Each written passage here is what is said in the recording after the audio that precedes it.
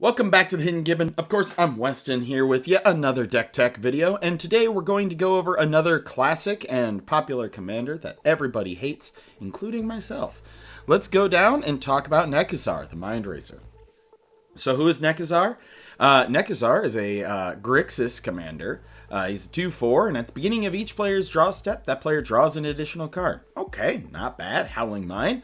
And then whenever an opponent draws a card, Nekusar deals 1 damage to that player. Okay, not so fun, right?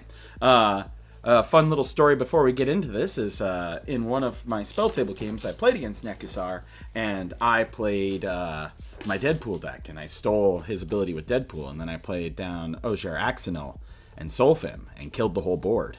And the Nekusar guy was really mad at me for that.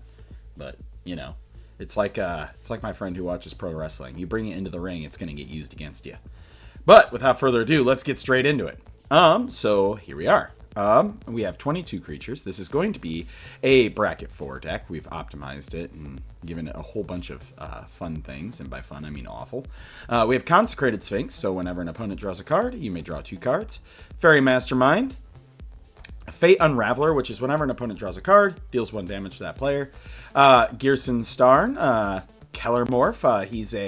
He's a Warhammer 40k card that says whenever another source you control deals exactly 1 damage to a permanent or player, he deals 2 damage to that permanent or player. Harmonic Prodigy, if an ability of a shaman or another wizard you control a trigger, it triggers twice. Just so happens that Nekusar, I believe, is a wizard. Kami of the Crescent Moon. Look at this little happy guy, his cheeks out. At the beginning of each player's draw step, that player draws an additional card. It's a Howling Mine ability.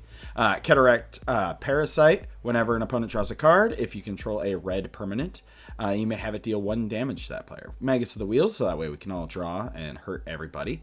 Master of the Feast, at the beginning of your upkeep, each opponent draws a card.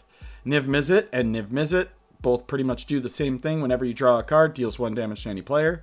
And whenever you draw a card, deals 1 damage to any player. And whenever a player casts an instant or sorcery spell, you can draw a card. We got Notion Thief. So if an opponent would draw a card except for the first one they draw in each of their end steps, you can draw a card instead. So it's a bit of a nombo, but it's still useful, especially in the early game. Ojer Axonal, so that way he does 4 damage instead of 1 damage when they draw. Orcish Bowmasters. Psychosis Crawler, which is whenever you draw, each opponent loses 1 life. Razorkin Needlehead, which is whenever an opponent draws, you deal 1 damage to them. It also has First Strike during your turn. Scrawling Crawler, each player draws a card during your upkeep, and when an opponent draws a card, that player loses 1 life. Sezin, Perverter of Truth, which is at the beginning of each player's upkeep, that player loses 2 life and draws 2 cards. Shouldred the Apocalypse, Solfim, Mayhem Dominus, Stormfist, which is each player draws a card, loses a life, and then we have Tegrid, so in case they discard and things like that, you can be the big jerk. Don't even look at the back. The back is just like they can sacrifice something or discard a card, but Tegrid is what you want. Sorceries, we're running 11. We got Blasphemous Edict in here for some removal. We have a Dark Deal, which is each player discards all the cards in their hand, then draws that many cards -1. Echoes of Eons, each player shuffles their hand and graveyard into their library, then draws 7 cards. Molten Psyche, each player shuffles the cards from his or her hand. Wheel effects, lots of wheel effects, okay? Reforge the Soul, a wheel effect. Wheel of Fate, Wheel of Fortune, Wheel of Misfortune, Whispering Madness, Windfall, and Winds of Change. All wheel effects, doing lots of damage. For instance, we're running 13. We are running Counter Magic because people hate this commander, and they will come for you. So, you know, you have an offer you can't refuse, Arcane Denial, Counterspell, Fierce Guardianship, Pact of Negation, Negate, Mana Drain, Force of Will, right? And then we do have some protection with Deadly Rollick, Deflecting Swat, and Chaos Warp. We also have Cyclonic Rift. And then we also have Wheel and Deal. Any number of target opponents, each discard his or her hand and draw 7 cards, and then you draw a card. Again, a wheel effect. For artifacts, we got Teferi's Puzzle Box, a classic card for these kind of commanders. We have Howling Mine, and then we have, you know, some boots and some mana rocks. For enchantments, we got Dictate of Krufix, which is a Howling Mine effect. We've got Curiosity in here. Slap that down on Nekusar, slap it down on your Niv Mizzet to just kill somebody instantly. We have Exquisite Blood. Whenever an opponent loses life, you gain that much life. Fated Firepower, which is coming from the Avatar set, which is it costs X, enters with X fire counters on it. If a source you control would deal damage to an opponent or permanent an opponent controls, it deals that much damage plus an amount of damage equal to the number of fire counters on this enchantment instead. Forced Fruition. So whenever a player plays a spell, they draw 7 cards. We have Glistening Oil. You can put this on your Nekusar to give him infect and just kill everybody. Helm of the Gas Lord.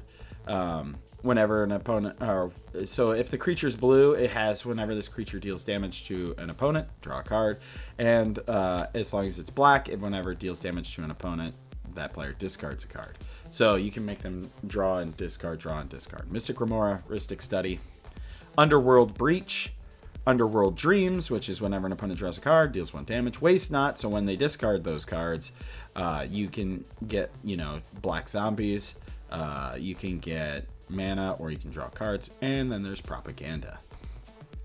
For lands, we're running 33, which is a little bit on the low side, but, so something I will say about, like, these decks with these really popular commanders, right? Think of, like, Nekusar, think of, like, the Dragon, Edgar Markov, we did a Lathril deck the other day. Like, these decks and these commanders are so popular and have so many staples to them, it's really hard to be able to squish things in, right? And you just have to ask yourself, like, what you want, like, what is a need in there. I think I can get away with 33 lands in this deck. We've got our coffers, which is activated through our Urborg. We've got Ancient Tomb. We've got some taps to add any abilities like City of Brass. We've got Command Beacon in here, Riptide Laboratory. So we've got ways to get our stuff out there. But yeah, that is the primary issue I have whenever I build a deck around a very, very popular commander. It's like there's just so many cards that Wizards has made specifically for these types of decks and for these types of commanders that you're essentially bogged down. And so where you might think that you have a lot of options, you actually are bottlenecked by best in class of everything, right? Like, why would somebody play some like 4-drop that does the same thing over like a Cataract Parasite, right? And so if you wanted to tune this down, you can absolutely do that by getting rid of a whole bunch of the game changers. But let me know what you think. Do you find it difficult to build these popular commanders because of that issue where there's just so many good cards for those commanders and clearly designed for commanders like this that it's just difficult to get it down? But as always, I am Weston with the Hidden Gibbon, and I hope you all have a wonderful day.